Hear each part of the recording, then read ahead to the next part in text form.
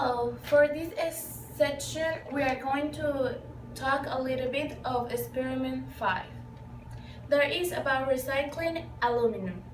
In this experiment, we are going to make reference to alum, which can have a charge of +1 or +3. Also, it is named alum because it belongs to a general family of for crystalline.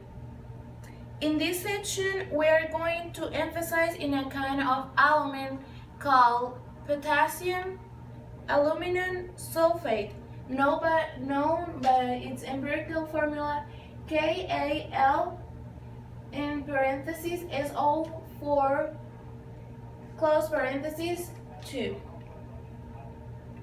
Also, we are going to use it with 12 molecules of water, also known as dodecahydrate.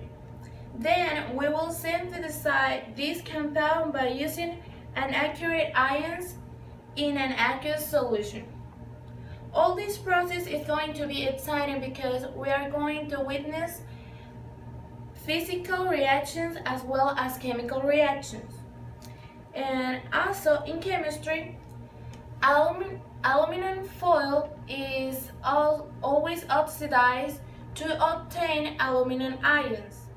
On the other hand, the solution obtaining the potassium aluminum sulfate, when it evaporates, we will see the formation of crystals from the compound mentioned before. After we finish with this experiment, we will keep the remaining of aluminum because it's one of the metals that is very good to conserve because it is considered a very good for recycling. The purpose of this experiment is to calculate the percent yield by preparing a sample of potassium alum from aluminum.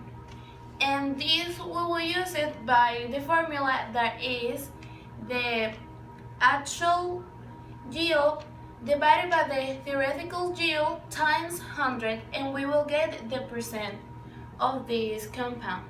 I will be going over the procedures for experiment 5. After you've made sure that you are wearing the proper safety equipment, you will weigh out 0.5 grams of small pieces of cut aluminum scraps. These scraps will go into a 200 to 250 milliliter beaker. You will then take your beaker to the fume hood and add approximately 25 milliliters of 1.5 molar KOH solution to your beaker, making sure that you do not spatter the solution because KOH is very caustic. Once you've added your KOH solution to the aluminum scraps in your beaker, you will heat your beaker gently inside the fume hood using the lab's hot plates. Heating the solution will evolve H2 gas.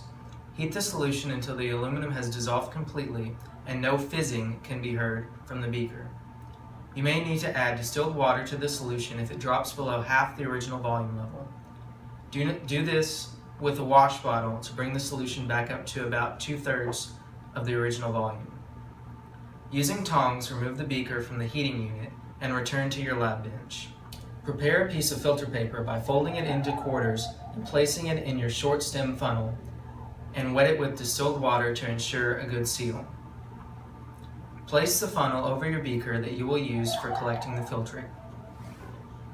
Pour the liquid into the funnel to collect the filtrate and rinse the reaction vessel 2 times with approximately 3 milliliters of deionized water, allowing these rinses to pass through the filter as well. Discard the filter paper, but save the filtrate for the next step. Allow the solution to cool for approximately 5 minutes, then place it in an ice bath to further cool it. Stir the solution continuously while adding 9 molars of H2SO4 until the pH paper shows that the pH is about 1 to 2. Lumps of AlOH3 may appear, but should redissolve. Heat gently and be sure you do not boil the solution until all of the AlOH3 dissolves. This should result in a clear solution.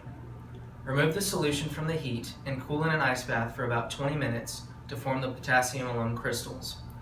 Collect the crystals by vacuum filtering using a Buchner funnel and a filter flask. Transfer your alum crystals by swirling the liquid and crystals into your beaker and pouring the resulting suspension into a Buchner funnel while applying suspension with a vacuum aspirator. Transfer as much of the crystals as possible using a spatula and some of the filtrate.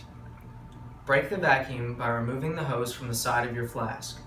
Remove the funnel and pour the filtrate into a small clean beaker. Repeat this process to transfer the remaining alum crystals from the reaction vessel to the filter. Wash the crystals in the Buchner funnel using several small portions of your filtrate. Use a disposable pipette to slowly add 10 milliliters of cold methanol to the alum product. Do not attempt to collect any new crystals formed during this step. Remove the top part of the Buchner funnel and transfer the filter paper and crystals to a watch glass.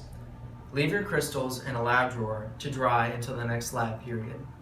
In the next lab period, you will determine the mass of the alum crystals, correcting for the mass of your filter paper.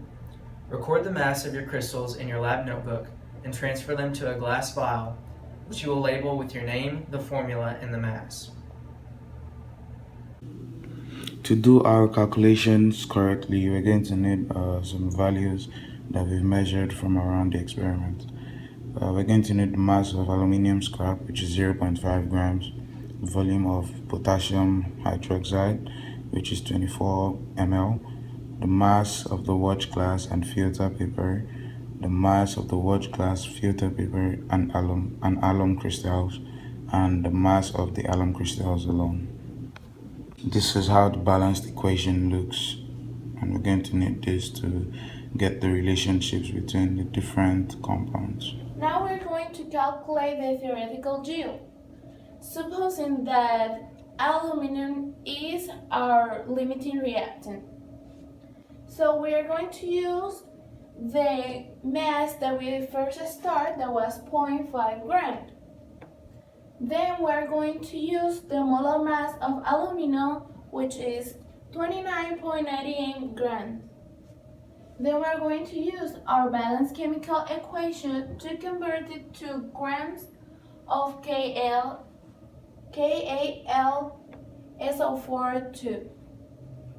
So we use 2 and 2, which is come from this and this, and our molar mass from this compound, which is 516.44 grams. Then as a result, we cancel out everything, getting our mass from KAlSO4 which is 9.57 grams.